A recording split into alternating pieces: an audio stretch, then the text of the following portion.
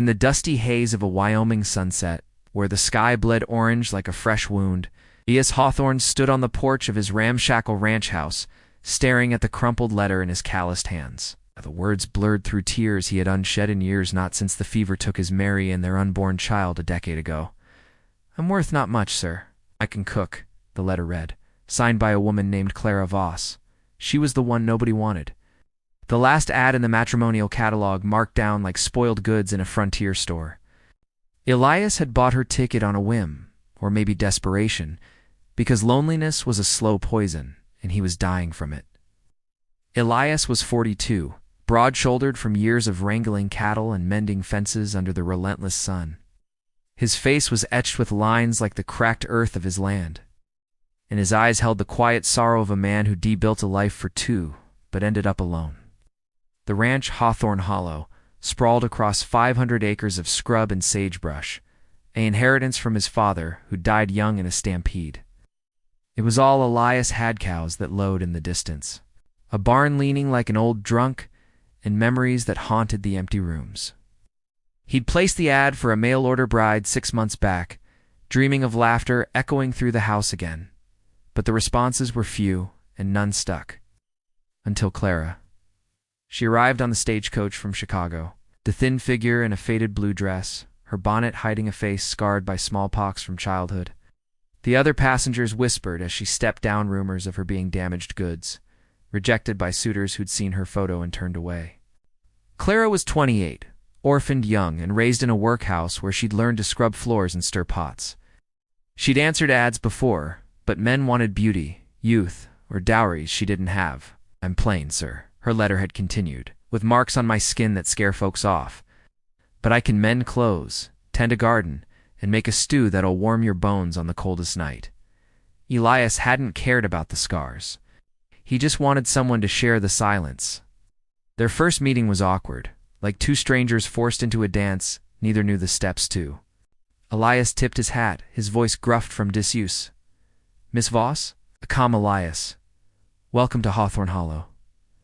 Clara nodded, her eyes downcast, clutching a worn carpetbag that held all her worldly possessions, a Bible, a few dresses, and a cast-iron skillet her mother had left her. "Thank you for taking a chance on me, Mr. Hawthorne. I won't be a burden." He showed her the house, sparse and dusty, with a kitchen that hadn't seen a proper meal since Mary. That night, as the wind howled outside, Clara cooked a simple beef stew with potatoes she'd brought from town, seasoned with herbs she'd dried herself. Elias ate in silence at first, but each bite unlocked something inside him, the warmth, the flavor. It was like coming home after a lifetime lost. Days turned to weeks, and Clara threw herself into the ranch life with a quiet determination that surprised Elias. She rose before dawn to milk the cows, her scarred hands steady on the udders. She patched the roof when rain leaked through, and in the evenings she baked bread that filled the air with a scent of hope. But beneath her diligence lurked a deep-seated fear that she wasn't enough. "Why me?" she asked one night over supper, her voice barely above a whisper. "The catalog said others passed me over." Elias set down his fork, his eyes meeting hers for the first time, without flinching from the pockmarks. "'Cause they were fools, Clara. I ain't looking for a pretty picture. I'm looking for a partner." It was the first crack in their walls, but challenges loomed like storm clouds on the horizon. The first real test came with the drought. That summer, the skies withheld their mercy, turning the pastures to brittle brown. The creek that fed the cattle dried to a trickle, and Elias watched his herd grow gaunt, their ribs showing like fence posts under skin. He rode out daily, digging futile wells and hauling water from miles away, his body aching, his spirit fraying. Clara saw the toll it took the way he'd slump at the table, barely touching her meals. One evening, as he stared into the fire, she knelt beside him. "We can sell some land if need be," she suggested softly. "Or I could take in mending from town." Elias shook his head, pride stinging like a whip. "This ranch is all I got left of my pa. Can't lose it." But Clara didn't back down. She was made of tougher stuff than he knew. The next day, she hitched the wagon and drove to the neighboring ranches, bartering her cooking skills for water rights and hay. "I'll bake pies for your hands," she offered one grizzled rancher, "or teach your wife my stew recipe." Some laughed at the scarred woman. But others, tasting her samples, agreed. Slowly, the ranch survived, barrel by barrel of borrowed water. Yet, as the land healed, their hearts faced deeper wounds. Elias dreamed of Mary often, waking in sweats, calling her name. Clara heard it once, slipping into his room with a lantern. "I'm sorry," he muttered, ashamed. "She was my everything." Clara sat on the bed's edge, her hand hovering before touching his. "I ain't here to replace her." "Elias, but maybe I can make a new kind of everything."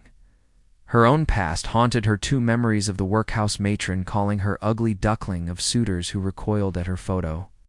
One night, after a town visit where whispers followed her like shadows, she broke down in the kitchen, flour-dusted hands covering her face. "They stare, Elias, like I'm worthless." He pulled her close, awkward at first, then fiercely. "You're worth more than gold to me. Look what you've done, saved this place, saved me." It was their first embrace, audacive, tentative and real, bridging the chasm of their pains. But fate wasn't done testing them. Winter brought a blizzard that buried the ranch in snowdrifts taller than a man. Cattle already weakened began to freeze in the fields. Elias ventured out in the whiteout, roping strays and leading them to the barn, but the cold clawed at him. Hours later he collapsed in the snow, his body numb, visions of Mary calling him to join her. Clara, waiting anxiously by the window, saw him fall. Panic surged through her. Losing him would mean losing the first home she'd ever known. She bundled in his coat, grabbed a lantern, and fought through the gale, her scarred face stinging from the wind. "Elias!" she screamed, her voice raw. She found him half buried, dragged him inch by inch back to the house, her muscles burning, tears freezing on her cheeks. Inside, she stripped his frozen clothes, wrapped him in blankets, and fed him broth from her skillet, whispering prayers from her Bible. For 3 days, she nursed him, stoking the fire, rubbing warmth into his limbs, her exhaustion secondary to her fear. When Elias awoke, the storm had passed, and Clara was asleep in the chair beside him, her head bowed. He reached out, tracing the scars on her cheek, not with pity, but with awe. "You saved me," he whispered. She stirred, eyes fluttering open. "We're in this together now." That moment shifted everything.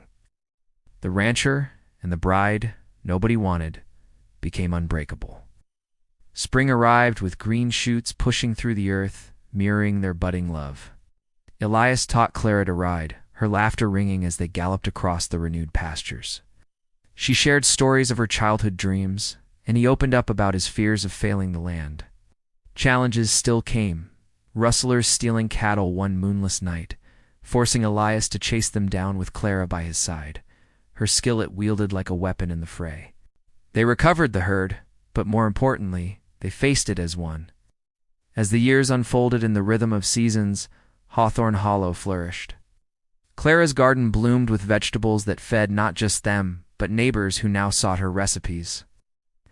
Elias built an addition to the house, dreaming of children that eventually came to sturdy boys and a girl with her mother's resilient spirit. The scars on Clara's face faded in significance, overshadowed by the light in her eyes. Elias, no longer lonely, found joy in the simple things, her hand in his at supper, her voice singing hymns as she cooked. One evening, as they sat on the porch watching the sunset paint the sky, Elias turned to her. "Said you weren't worth much, but Clara, you've been my fortune." She smiled, leaning into him. "And you saw worth where others didn't. That's the real treasure." Their story spread through the frontier.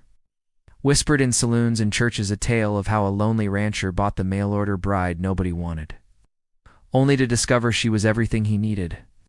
In the end, it's not the price we pay or the flaws we bear that define us, but the love we give and the strength we find in each other.